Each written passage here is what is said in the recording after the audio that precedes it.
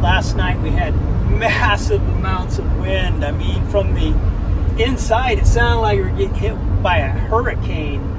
And it was all dark when I left this morning, but there are lots of big branches down out of the trees, and one really big tree fell down in a yard. Our power went out somewhere between 11 and 12 o'clock last night. Didn't come back on till about 4, thankfully, this morning, so I had some light to get ready. But yeah, we're just getting hit with some big storms, and it's kind of funny looking back at some of the mainstream media news stories from back in October talking about a super dry winter ahead.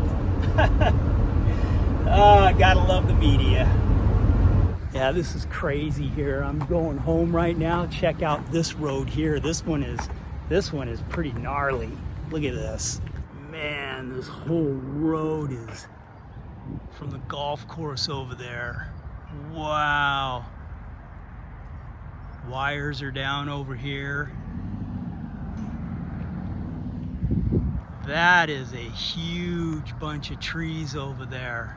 All right, let's check out the American River now. Oh man, look at that.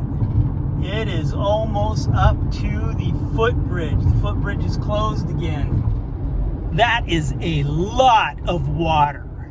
You know, one of the crazy things is that we just started winter. We're not even into the big spring runoff yet. There's tons of snow up there too. These redwood trees definitely got a trimming last night.